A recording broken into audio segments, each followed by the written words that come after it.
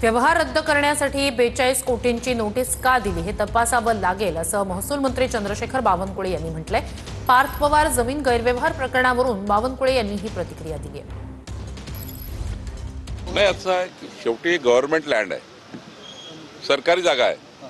मला तेही तपासावं लागेल की त्यांनी जे नोटीस दिली आहे 42 कोटीची, किंवा ती चौकशी समिती तपासेल की 42 कोटीची नोटीस दिली जो सरकारी जागेचा व्यवहार आहे।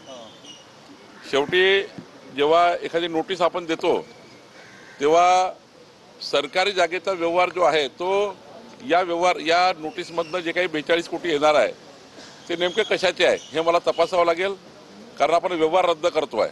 व्यवहार रद्द करताना 42 कोटी काय घ्यायचे याचे मला तपासावं लागेल आणि त्यांनी काय दिली हे चेक करावं लागेल। दहशतवादी उमरबद्दल एक मोठी माहिती समोर आली आहे। स्फोट घडवण्यापूर्वी उमर दिल्लीत एका मशिदीत गेल्याची माहिती आता समोर येते आणि तिथूनच उमर लाल किल्ला परिसरात गेला होता अशी माहिती समोर येते।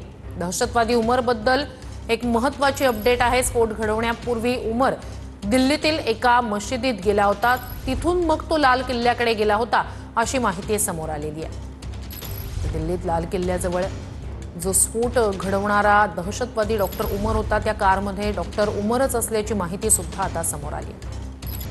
उमरनं केलेल्या प्रवासाचा सीसीटीव्ही आता पोलिसांच्या ताब्यात आहे। सूत्रांकडून ही माहिती मिळाली आहे। फरीदाबाद ते दिल्ली प्रवासातील 50 ठिकाणांचं सीसीटीव्ही आता पोलिसांच्या ताब्यात आलंय। उमरनं फरीदाबादमधून आल्यानंतर दिल्लीत अनेक भागात प्रवास केल्याचं कळतंय। फरीदाबादमधून आल्यानंतर उमर अशोक विहार इथे जेवणासाठी थांबला होता। त्यानंतर उमरनं दिल्लीत जुन्या मशिदीला भेट दिली आणि शेवटी त्यानं दुपारी 3:19 कार लाल किल्ला जवळच्या पार्किंगमध्ये लावल्याची माहिती सूत्रांकडून मिळते।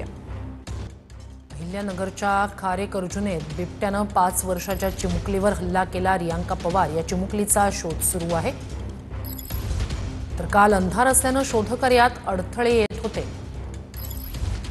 अधिक जाणून घेऊया आपले प्रतिनिधी कुणाल जायकर यांच्याकडनं। कुणाल, आता सकाळपासून पुन्हा शोधकार्य सुरुवात झाली आहे का? निश्चितच आपण बघितलं की काल सायंकाळची ही घटना आहे। घराच्या परिसरातूनच या चिमुरडीला बिबट्याने हल्ला करून नेलेला आहे। आपण बघतो की हीच ती घटनास्थळ आहे आणि याच ठिकाणावरून ती रात्री जी आहे ती चिमुरडी जी आहे ती अंगणात आली होती आणि जो तुरीचं शेत आहे जवळच त्या तुरीच्या शेतामध्ये हा बिबट्या जो आहे तो दबा धरून बसलेला होता आणि रात्री अचानक ही मुलगी जेव्हा घराच्या बाहेर आली त्यावेळेस त्यांनी हल्ला केलेला आहे आणि ते घेऊन गेलेला आहे। रियांका सुनील पवार असं ह्या चिमुरडीचं नाव आहे। तिच्या आईसोबत आपण बातचीत करूया। काय सांगा, काल तुमच्या डोळ्यासमोर घटना घडली, काय नेमकं?